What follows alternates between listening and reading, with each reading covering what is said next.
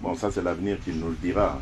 Je ne sais pas comment répondre à cette question, mais je préfère vous dire d'abord, Christian Lusakoueno, euh, qu'il y a quelque chose que je n'avais jamais soupçonné avant d'arriver au pouvoir. C'est l'ampleur de la corruption dans ce pays. Vous n'avez aucune idée.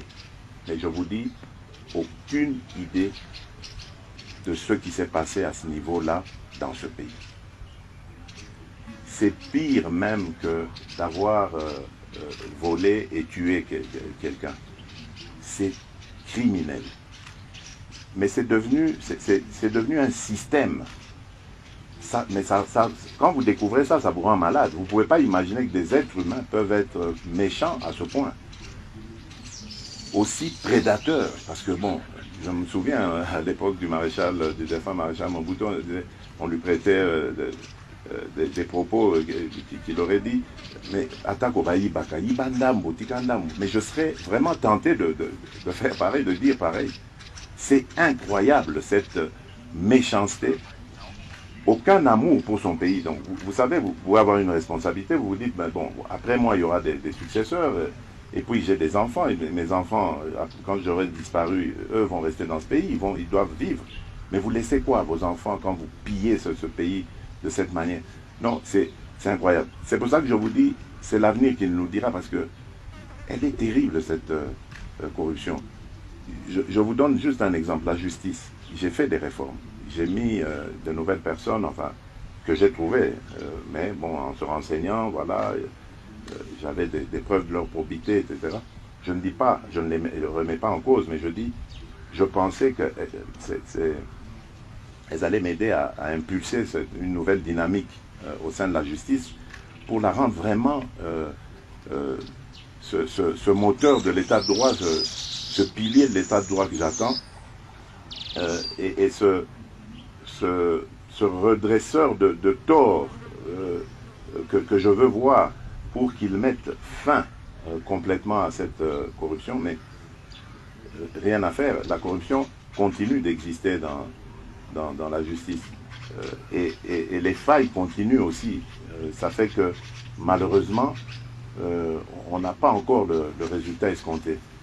Et donc vous voyez, ce n'est qu'un exemple parmi tant d'autres pour vous montrer que, bon, il y a un problème. Peut-être qu'il y a des efforts à fournir de la part des autorités dans le sens où on doit peut-être mieux rémunérer ces gens pour les empêcher d'avoir cette boulimie à vouloir régler les problèmes de leur manière. Et là, je fais vraiment allusion au dossier qui concerne les titres fonciers, etc. Mais il y a des scandales. On va jusqu'à s'en prendre même à des ambassades, des propriétés qui appartiennent à des ambassades étrangères. L'ambassade du Burundi notamment. Par exemple, mais il y en a d'autres, Chine, Nigeria, il y a eu vous voyez des titres fonciers, parcellaires qui ont été fabriqués. Enfin, mais c'est incroyable. Mais comment vous expliquez si le mal est si profond, Monsieur le Président, comment vous expliquez qu'à la date d'aujourd'hui, on n'est pas encore entendu de nouvelles condamnations, de nouveaux procès, que ces gens-là circulent toujours. Voilà, très bien. Mais c'est tout ça. Moi aussi, je vous ai dit, moi, malheureusement, enfin, moi, je ne m'immisce pas dans ce qu'il y a. Je constate. Je ne suis pas juge.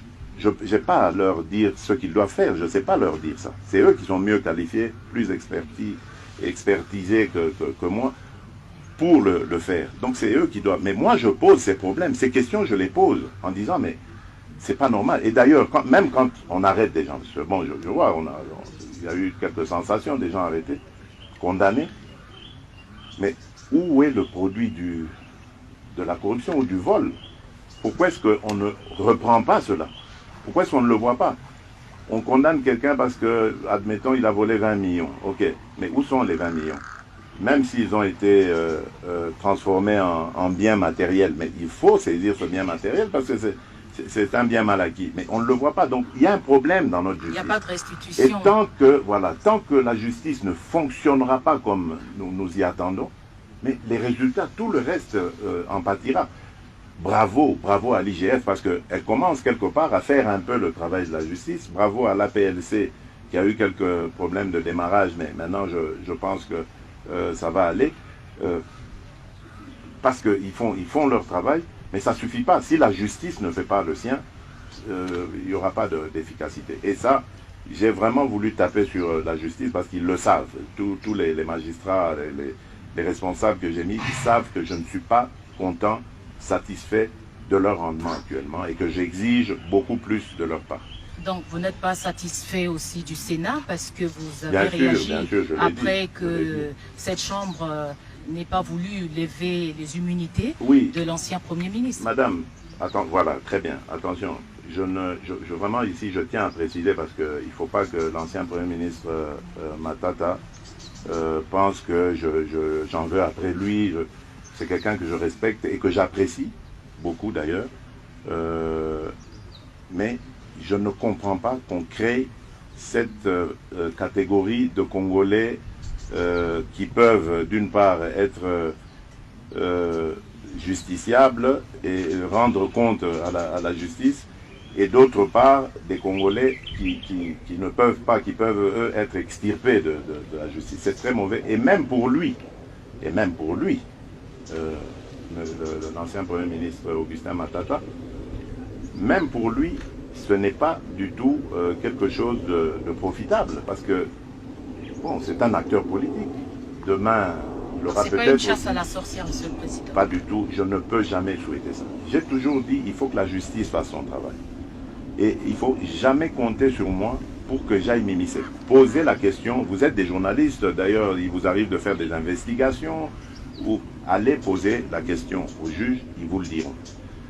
Il y a eu dans mon entourage, et il y a sûrement même encore, des gens qui ont tenté d'aller, et je le dis ici, là je crois qu'on m'entendra, qui ont tenté d'aller influencer des juges, etc. Je le sais. J'ai dit aux juges, le prochain qui vient, parce qu'il ne vient pas de ma part, arrêtez-le pour trafic d'influence. Faites-le. Ça ne me gênera absolument pas. Parce que je veux que la justice soit indépendante.